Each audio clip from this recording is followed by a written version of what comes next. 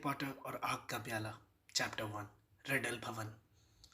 Little हैंगल्टन गांव के लोग अब भी उस मकान को रिडल भवन ही कहते थे। हालांकि उसमें बरसों से रिडल परिवार का कोई सदस्य नहीं रहता था। पहाड़ी पर बना यह मकान गांव से साफ नजर आता था। इसकी कुछ खिड़कियों पर पटिए लगे थे। छत के कई कवेलू गायब हो चुके थे और सामने वाले हिस्से में आईवी की बेल बेरोक टोक फैल रही थी। कभी ये एक खूबसूरत हवेली हुआ करती थी और मीलों तक इससे बड़ी तथा भव्य इमारत नहीं थी। लेकिन अब रिडल भवन सीलन भरा, परित्यक्त और वीरान था। अब यहाँ कोई नहीं रहता था। लिटिल हैंगल्टन गांव के सभी लोगों की राय में इस पुराने मकान का माहौल डरावना था। 50 साल पहले वहाँ एक अजीबोगरीब और भयानक घटना हुई थी। गपशप के मुद्दे कम पड़ने पर आज भी गांव के बड़े बूढ़े उस घटना के बारे में बातें करने लगते थे। कहानी को इतनी बार नमक मिर्च लगाकर दोहराया जा चुका था कि कोई भी यकीन के साथ ये नहीं कह सकता था कि सच्चाई क्या थी। बहरहाल, कहानी का हर संस्करण एक ही जगह से शुरू होता था। 50 साल पहले जब रिडल भवन अच्छी और शानदार हालत में था, तब गर्मियों की एक सुहानी सुबह एक नौकरानी ड्राइंग रूम में दाखिल हुई और उसने देखा कि वहाँ रिडल परिवार के तीनों सदस्य मरे पड़े थे। नौकरानी पहाड़ी से नीचे भागी, चिल्लाती हुई उस गांव में गई और उसने बहुत सारे लोगों को नींद से जगा दिया। वो वो वहां पड़े थे। उनकी आंखें खुली थी, उनके शरीर बर्फ की तरह ठंडे थे, उन्होंने रात के कपड़े भी नहीं बदले थे। पुलिस को खबर कर दी गई और पूरा लिटिल हैंगल्टन सदमे भरी उत्सुकता और रोमांच से सुलगने लगा। किसी ने भी रिडल परिवार के बारे में अफसोस जताने का नाटक तक नहीं किया, क्योंकि रिडल परिवार को कोई पसंद नहीं करता था। बूढ़े रिडल दंपति अमीर, घमंडी और बदमिजाज थे और उनका लड़का टॉम तो उससे भी बुरा था। गांव वाले तो बस ये जानने के लिए उतावले थे कि हत्या की किसने है। आखिर तीन स्वस्थ लोग अचानक एक ही रात को सामान्य कारणों से तो नहीं मर सकते। उस रात को गांव के शराब खाने फांसी का तख्ता में शराब की बिक्री के सारे रिकॉर्ड टूट गए। गांव के सभी लोग वहां पर इन हत्याओं के बारे में बातचीत करने के लिए जो पहुंच गए थे, उन्हें अपने गर्म घरों से बाहर निकलने का इनाम भी मिला। जब रिडल परिवार की कुक वहां नाटकीय तरीके से आ गई, उसे देखते ही शराब खाने में सन्नाटा छा गया।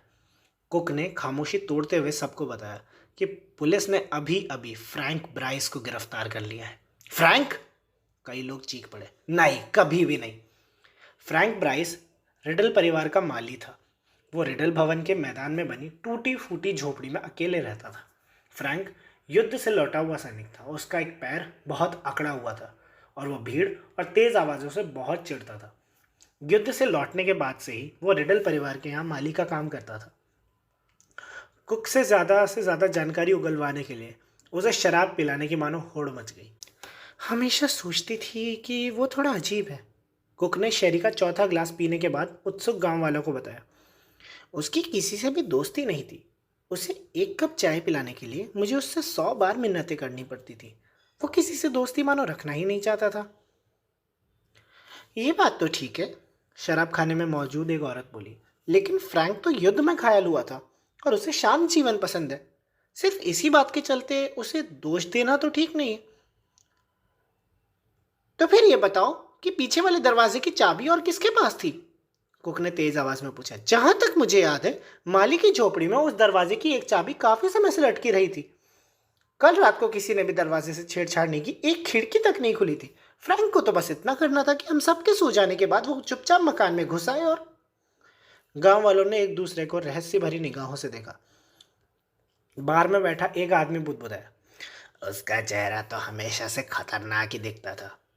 शराब खाने का मालिक बोला, मेरी राय तो यह है कि युद्ध के कारण उसका दिमाग सरक गया था। कोने में बैठी एक महिला रोमांचित होकर बोली, डॉट, मैंने तुमसे कहा था ना कि मैं फ्रैंक से पंगा लेना पसंद नहीं करूंगी, है ना? उसका गुस्सा बहुत तेज था, डॉट ने सिर हिलाते हुए कहा। मुझे याद है, जब वो छोटा था तो अगली सुबह पूरे लिटिल हैंगल्टन को यकीन हो गया था कि फ्रैंक ब्राइस ने ही रिडल परिवार की हत्या की है। लेकिन पड़ोसी कस्बे ग्रेट हैंगल्टन के अंधेरे और छोटे पुलिस स्टेशन में फ्रैंक दृढ़ता से एक ही बात कह रहा था, बार बार कह रहा था कि वो बेगुनाह है। उसका कहना था कि रिडल परिवार की मौत वाले दिन उसे घर के पास काले बालों और पीले चेहरे वाला एक अजनबी किशोर दिखा था। किसी और गांव वाले ने ऐसे किसी किशोर को नहीं देखा था। और पुलिस को पूरा यकीन था कि फ्रैंक बस मनगढ़ंत कहानी सुना रहा है। फ्रैंक के खिलाफ मामला बहुत गंभीर दिख रहा था, लेकिन तभी रिडल परिवार के सदस्यों की पोस्टमार्टम रिपोर्ट आई, जिससे सब बदल गया। पुलिस वालों ने इतनी अजीब रिपोर्ट पहले कभी नहीं देखी थी। उनके मुर्दा शरीरों की जांच पड़ताल के बाद डॉक्टर्स की टीम इस नतीजे पर पहुंची थी कि रिडल परिवार के किसी भी सदस्य को न तो जहर दिया गया था, न चाकू या गोली से मारा गया था, और ना ही उनका गला दबाया गया था। डॉक्टरों के अनुसार जहां तक वो देख सकते थे, रिडल परिवार के सदस्यों को किसी तरह का कोई नुकसान नहीं पहुंचाया गया था। रिपोर्ट में यह आश्चर्यजनक तथ्य बताया गया था कि रिडल परिवार के तीनों सदस्य बिल्कुल स्वस्थ नजर आ रहे थे। गड़बड़ सिर्फ इतनी थी कि वो सभी मर चुके थे। डॉक्टरों ने यह भी जिक्र किया जैसे वो मुर्दा शरीरों के साथ कोई ना कोई गड़बड़ खोजने का संकल्प कर चुके हो, कि रिडल परिवार के तीनों मृत सदस्यों के चेहरे पर दहशत का भाव था। लेकिन जैसा कि निराश पुलिस वालों ने कहा, इस बात पर कौन यकीन करेगा कि 3 लोग दहशत से ही मर गए हों। चूंकि इस बात का कोई सबूत नहीं था कि रिडल परिवार की हत्या हुई थी, इसलिए पुलिस को मजबूरन फ्रैंक को छोड़ना पड़ा। रिडल परिवार के सदस्यों को लिटिल हैंगल्टन के कब्रिस्तान में दफना दिया गया। कुछ समय तक उनकी कब्रें उत्सुकता का विषय बनी रही। बहरहाल जब फ्रैंक ब्राइस रिडल भवन के मैदान में बनी अपनी झोपड़ी में वापस लौट आया, तो सभी गांव वाले हैरान हो गए और शक भी करने लगे। पुलिस चाहे जो कहे, मैं तो अभी भी यही मानता हूँ कि उसी ने उन लोगों की हत्या की है, डॉट ने फांसी का तख्ता नाम के शराब खाने में कहा। अगर उसमें जरा भी शराफत होती तो वो वहाँ से चला गया होगा। आखिर वो जानता है कि हम सभी उसे ही अपराधी मानते हैं। लेकिन फ्रैंक वहाँ से कहीं नहीं गया। वो रिडल भवन में रहने आने वाले अगले परिवार के लिए भी माली का काम करता रहा, और फिर अगले परिवार के लिए भी, क्योंकि कोई भी परिवार वहाँ ज़्यादा समय तक नहीं टिका। हर नए मालिक को डरावना एहसास हुआ, शायद कुछ हद तक फ्रैंक के कारण ही। मालिकों के नहीं रहने के कारण रिडल भवन खाली पड़ा रहा और हालत खराब होने लगी। रिडल भवन का वर्तमान मालिक इसमें नहीं रहता था और इसका कोई अन्य इस्तेमाल भी नहीं करता था। गांव वाले कहते थे कि उसने इस भवन को टैक्स बचाने के लिए रखा हुआ है। हालांकि किसी को भी स्पष्ट मालूम नहीं था कि इससे टैक्स बचता कैसे है। अमीर मालिक फ्रैंक को बगीचे की देखरेख करने की तनख्वाह देता रहा। बहरहाल अब फ्रैंक 77 साल का होने वाला था और वो बहुत ऊंचा सुनने लगा था। उसका अकड़ा हुआ पैर अब और ज़्यादा अकड़ चुका था, लेकिन इसके बावजूद अच्छे मौसम में वो फूलों की क्यारियों में अनमनेपन से काम के लिए घूमता रहता था। हालांकि उसे झाड़ झंखाड़ों से जमकर जूझना पड़ता था। फ्रैंक को सिर्फ झाड़ झंखाड़ों से ही नहीं जूझना होता था। गांव के लड़के अक्सर रिडल भवन की खिड़कियों पर पत्थर फेंकते थे। यही नहीं, वो उस लॉन पर अपनी साइकिलें भी चलाते थे, जिसे सुंदर बनाए रखने के लिए फ्रैंक कड़ी मेहनत करता था। एक दो बार लड़के दिलेरी दिखाकर मकान में घुस भी गए। वो जानते थे कि बूढ़े फ्रैंक को मकान और बगीचे से प्यार था। जब वो अपनी छड़ी हिलाता हुआ बगीचे में लंगड़ा कर आता था और भर्राई आवाज़ में उन पर चिल्लाता था, तो लड़कों को बड़ा मज़ा आता था। फ्रैंक का मानना था कि लड़के इसलिए सजाते हैं क्योंकि अपने माता पिता और दादा दादियों की तरह वो भी उसे ही खूनी मानते हैं। इसलिए जब फ्रैंक अगस्त की एक रात को जागा और उसने पुराने मकान में ऊपर की तरफ एक बहुत अजीब चीज़ देखी, तो सोचा कि लड़के उसे सताने की कोशिशों में एक कदम और आगे बढ़ गए हैं। फ्रैंक के अकड़े हुए पैर में तेज़ दर्द हो रहा था। इसी कारण उसकी नींद खुली थी। पहले कभी इस पैर में इतना दर्द नहीं हुआ था जितना कि अब बुढ़ापे में हो रहा था। वो उठा और लंगड़ाते हुए किचन में गया। वो गर्म पानी की बोतल दोबारा भरकर अपने घुटने की सिकाई करना चाहता था। सिंक के पास खड़े होकर उसने पानी गर्म करने के लिए केतली भरी और रिडल भवन की तरफ देखा। उसे ऊपर की खिड़कियों में रोशनी दिखी। फ्रैंक तत्काल समझ गया कि क्या हो रहा है। लड़के फिर मकान में घुस गए। चूंकि रोशनी हिल रही थी तो साफ जाहिर था कि उन्होंने आग भी जला ली थी। फ्रैंक के पास फ़ोन नहीं था, और वैसे भी जब से पुलिस ने रिडल परिवार के सदस्यों की मृत्यु के बारे में उससे पूछताछ की, तब से वो पुलिस पर भरोसा नहीं करता था। उसने तत्काल केतली नीचे रखी और अपनी झोपड़ी में जल्दी जल्दी ऊपर गया। दर्द के बावजूद वो जितनी तेज़ी से हो सकता था चलने की कोशिश कर रहा था। वो फटाफट पूरे कपड़े पहनकर किचन में लौट आया। किचन के दरवाजे के पास लगे हुक पर जंग लगे पुरानी चाबी टंगी थी। चाबी उठाने के बाद उसने दीवार से टिकी अपनी टहलने वाली छड़ी उठा ली। इसके बाद वो अंधेरे में बाहर आ गया। रिडल भवन के सामने वाले दरवाजे या खिड़कियों पर घुसपैठ का कोई निशान नहीं था। फ्रैंक लंगड़ाता हुआ मकान के पिछले वाले हिस्से की तरफ गया। वो पीछे वाले दरवाजे की तरफ जा रहा था, जो पूरी तरह से आइवी की बेलों के पीछे छिपा था। उसने पुरानी चाबी से ताला खोला। दरवाज़ा बिना आवाज़ किए खुल गया। वो गुफा जैसे किचन में पहुंच गया। फ्रैंक कई सालों से वहां नहीं आया था और हालांकि वहां गुप्त अंधेरा था, लेकिन उसे अच्छी तरह याद था कि हॉल की तरफ जाने वाला दरवाज़ा कहाँ है। वो टटोलते हुए उसी तरफ बढ़ा। उसके नथुनों में सीलन की बदबू भर गई। उसके कान ऊपर से आने वाली आवाज़ों या कदमों की आहटों को सुनने के लिए चौकन्ने थे। वो हॉल में पहुंच गया। दरवाजे के दोनों तरफ वाली खिड़कियों पर मोटे पर्दे लगे थे, इसलिए यहाँ भी अंधेरा था। वो सीढ़ियाँ चढ़ने लगा। चढ़ते समय वह सीढ़ियों पर जमी धूल की मोटी परत को धन्यवाद देता जा रहा था, क्योंकि इससे उसके पैरों और छड़ी की आवाज़ दब गई थी। ऊपर पहुंचकर फ्रैंक जैसे ही दाईं ओर मुड़ा, उसे तत्काल पता चल गया घुसपैठिए कहाँ थे। गलियारे के बिल्कुल आखिरी छोर पर एक दरवाज़ा आधा खुला था। उसकी दरार में से हिलती हुई रोशनी दिख रही थी, जिससे काले फर्श पर लंबी सी सुनहरी लकीर पड़ रही थी। फ्रैंक और पास गया। उसने अपनी छड़ी कसकर पकड़ ली थी। वो दरवाजे से कुछ कदम दूर पहुंचा, जहां से दरवाजे की दरार में से कमरे के अंदर की झलक वो देख सकता था। उसने देखा कि अंगीठी में आग जल रही थी। इससे उसे हैरानी हुई। उसने चलना बंद कर दिया और ध्यान से सुनने लगा, क्योंकि अंदर से किसी आदमी की आवाज़ आ रही थी, जो सहमी और डरी हुई सी थी।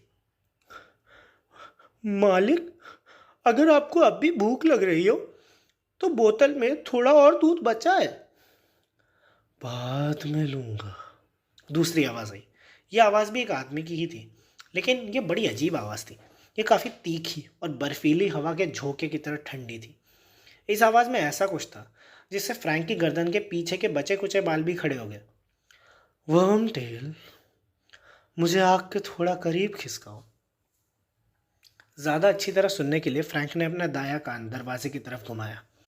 अंदर सख्त फर्श पर बोतल रखने और फिर भारी कुर्सी को घसीटने की आवाज़ें आई। फ्रैंक को कुर्सी धकाने वाले नाटे आदमी की झलक दिख गई, जिसकी पीठ दरवाजे की तरफ थी।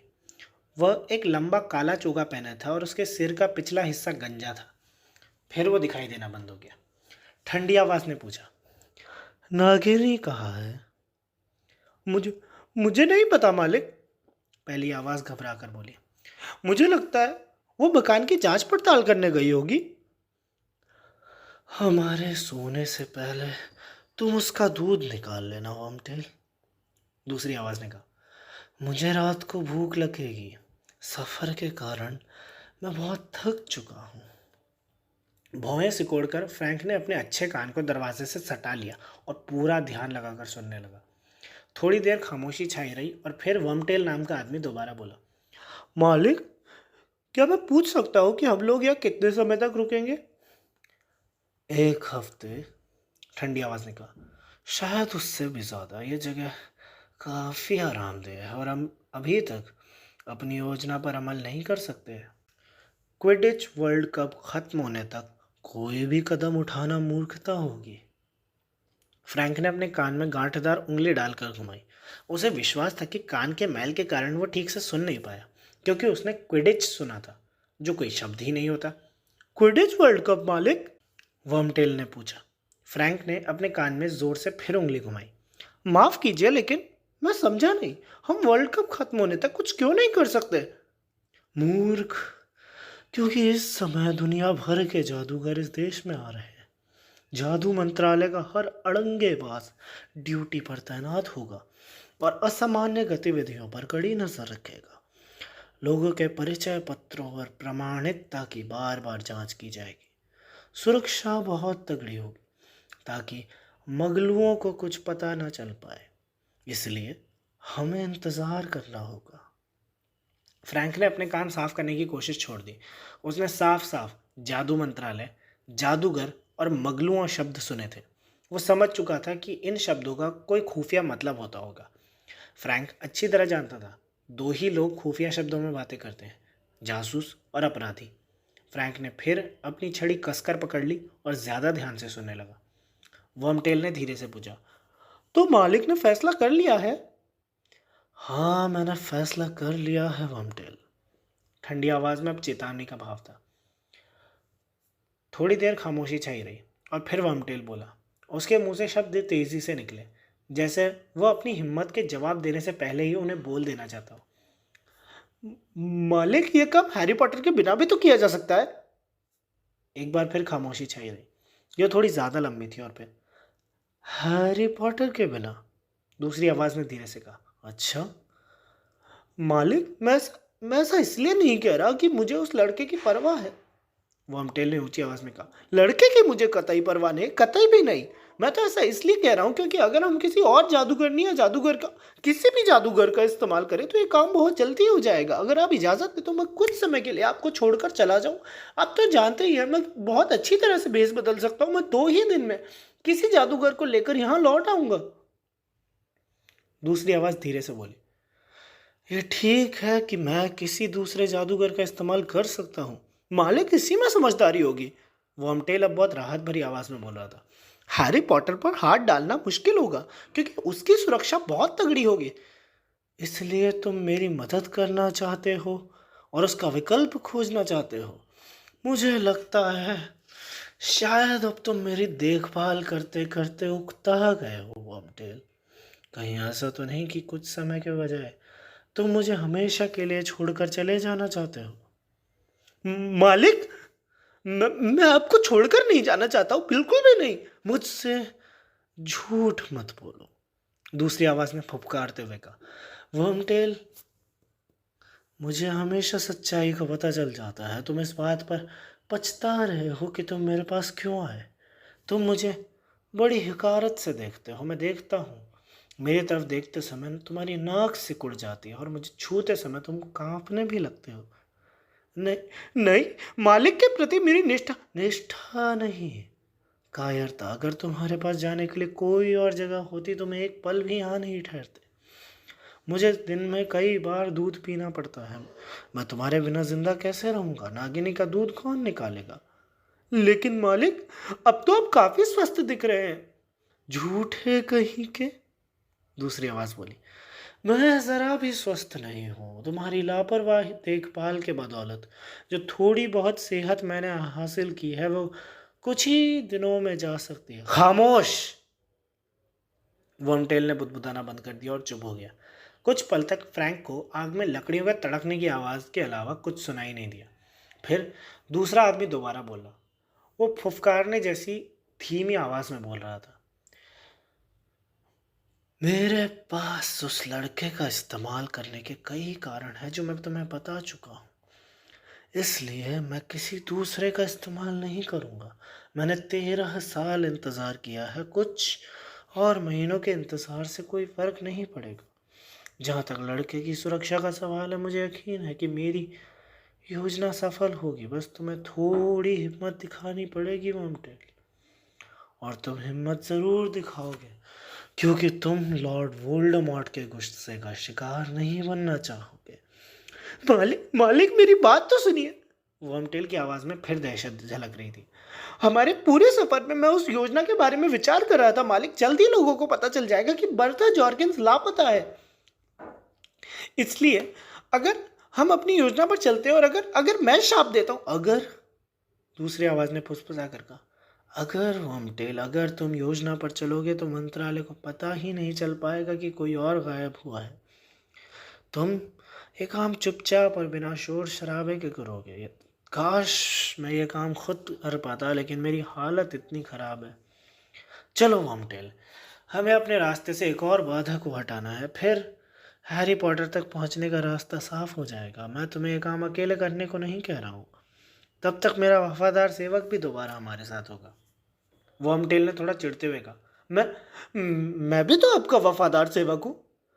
वर्मटेल, मुझे ऐसे सेवक की ज़रूरत है जिसके पास दिमाग हो और जिसकी निष्ठा कभी ना डगमगाए, और दुर्भाग्य से ये दोनों बातें तुम में नहीं है। मैंने आपको खोजा था, वर्मटेल ने शिकायती अंदाज में कहा। मैंने ही तो आपको खोजा था, मैं ही तो बर्था जॉर्किंस को आपके पास लाया था। सही बात है। दूसरे आदमी ने मजे लेते हुए कहा। वर्मटेल, मुझे तुमसे इतने बढ़िया काम की तो उम्मीद ही नहीं थी। वैसे सच कहा जाए तो उसे लाते समय तुम्हें इस बात का एहसास भी नहीं था कि वो कितने काम की होगी, है ना वर्मटेल? मालिक, मैंने सोचा था कि वो हमारे काम आ सकती है। झूठे कहीं के, दूसरी आवाज ने कहा। अब उसमें क्रूर आनंद की पहले से भी कहीं ज्यादा स्पष्ट झलक थी। बहरहाल, मैं इस बात से इनकार नहीं करूँगा कि उसने हमें जो जानकारी दी वो बहुत कीमती थी। उसके बिना मैं अपनी योजना नहीं बना सकता था। तुम्हें इस काम का इनाम मिलेगा वर्मटेल। मैं तुम्हें अपना एक बहुत महत्वपूर्ण काम करने का मौका दूंगा, जिसे करने के लिए मेरे कई समर्थक अपना दायां हाथ कटवाने को तैयार होंगे। वर्मटेल एक बार फिर दहशत में आ गया। "स- सचमुच मालिक? कौन सा काम?" वर्मटेल, अगर वो रहस्य न तुम्हें अभी बता दूंगा तो तुम्हें उस वक्त आनंद नहीं आएगा। तुम्हारा वो काम सबसे आखिर में आएगा, लेकिन मैं तुमसे वादा करता हूँ कि तुम्हें भी बर्था जोर के जितने ही उपयोगी होने का सम्मान मिलेगा। आप आप। वर्मटेल की आवाज़ अचानक भर्रा गई, जैसे उसका मुंह सूख गया। अब मुझे भी मार डालेंगे? वर्मटेल, वर्मटेल, ठंडी आवाज़ ने चिकने चुपड़े अंदाज में कहा, मैं तुम्हें भला क्यों मारूंगा? बर्था को तो मुझे इसलिए मारना पड़ा क्योंकि उसके अलावा और कोई रास्ता नहीं बचा था। मेरे सवालों के जवाब देने के बाद वो किस काम की बची थी भला? वो बिल्कुल बेकार हो चुकी थी। वैसे भी अगर वो मंत्रालय में लौट कर ये बताती कि छुट्टियां मनाते समय वो तुमसे मिली थी, तो कितने अजीब सवाल पूछे जाते। दुनिया जिन जादूगरों को भरा हुआ मानती है, उन्हें किसी सराय में जादू मंत्रालय की जादूगरनी से टकराना तो नहीं चाहिए, है ना? वोमटेल इतने धीमे से कुछ बुदबुदाया कि फ्रैंक बात नहीं सुन पाया, लेकिन उसे सुनकर दूसरे आदमी को हंसी आ गई। आनंद विहीन हंसी जो उसकी आवाज़ की तरह ठंडी थी। हम उसकी याददाश्त मिटा सकते थे।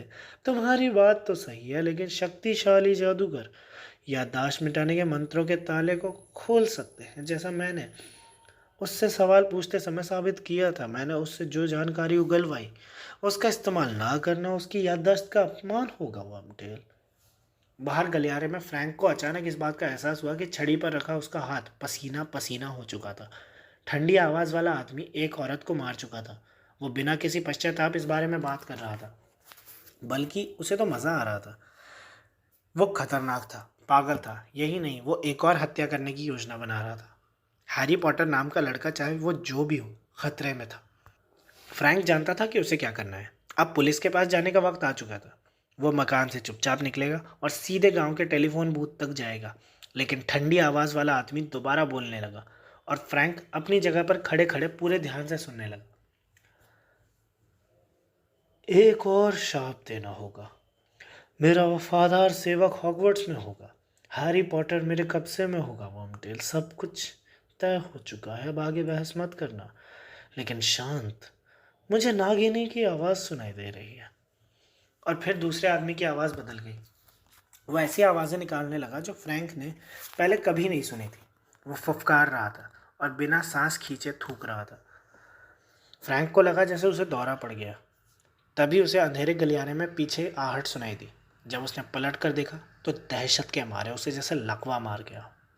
अंधेरे गलियारे के फर्श पर कोई चीज़ रेंगती हुई उसकी तरफ आ रही थी, और जब वो चीज़ दरवाजे की दरार से ज़मीन पर पड़ती आग की रोशनी में आई तो उसने आतंकित होकर देखा कि एक बहुत बड़ी नागिन थी वो, जो कम से कम 12 फीट लंबी होगी। स्तब्ध फ्रैंक दहशत से नागिन के लहराते शरीर को फर्श पर जमी धूल की मोटी परत में लहरदार निशान बनाते हुए पास आते देखता रहा। नागिन बहुत पास आ गई थी। अब वो क्या करेगा? बचने का इकलौता रास्ता उसी कमरे में जाना था जहां दोनों आदमी हत्या की योजना बना रहे थे। अगर वो यहीं खड़ा रहा तो नागिन उसे निश्चित रूप से काट लेगी। लेकिन इससे पहले कि वो कोई फैसला कर पाए, नागिन उसकी बराबरी पर आ गई और फिर अविश्वसनीय और चमत्कारिक रूप से उसके पास से होती हुई अंदर चली गई। वो दरवाजे के पीछे से आ रही ठंडी आवाज़ की फुफकारों की तरफ जा रही थी और कुछ ही सेकंड में इसकी हीरे जैसी आकार की पूंछ दरवाजे की झिरी में से गायब हो गई।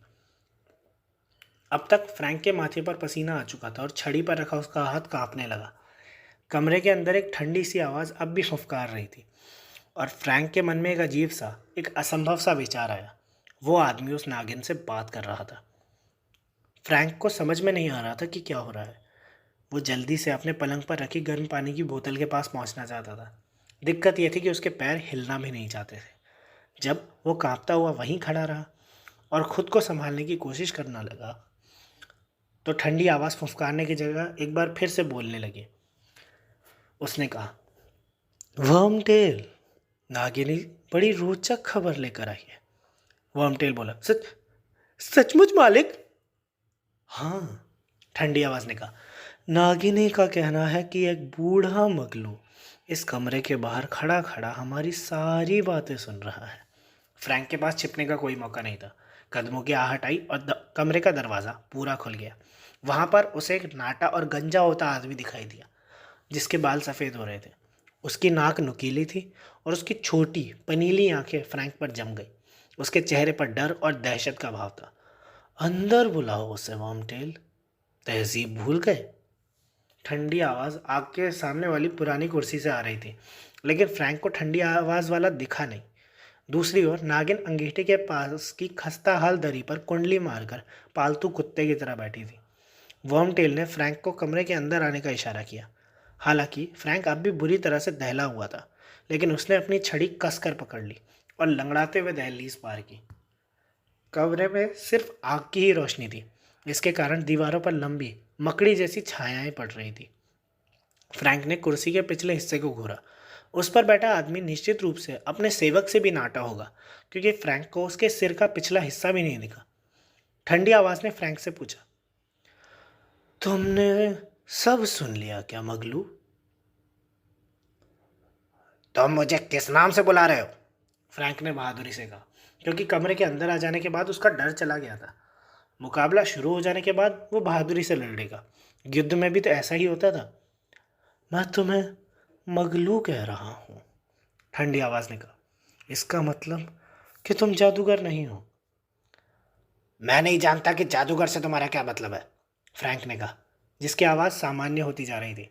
मैं तो बस इतना जानता हूँ कि मैंने आज रात को जो बातें सुनी है, उन्हें जानने में पुलिस की दिलचस्पी होगी।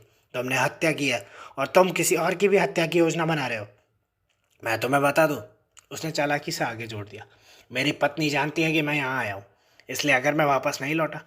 तुम्हारी कोई पत्नी नहीं है, ठंडी आवाज़ ने बहुत धीमे से कहा। कोई नहीं जानता कि तुम यहाँ आए हो। तुम किसी को भी बताकर नहीं आए हो कि तुम यहाँ आ रहे हो मगलू।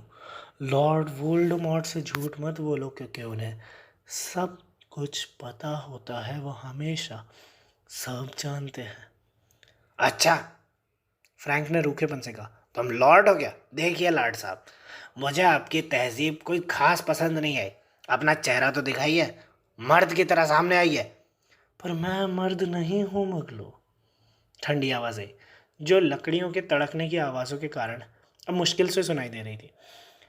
मैं मर्द से बहुत ज़्यादा महान हूँ। फिर भी क्यों नहीं मैं तुम्हें अपना चेहरा दिखाता हूँ। वर्मटेल, ज़रा आकर मेरी कुर्सी तो घुमाओ। वर्मटेल रिरियाने लगा। तुमने सुना नहीं वर्मटेल? नाटा आदमी अपना चेहरा ऊपर करके धीरे धीरे आगे बढ़ा।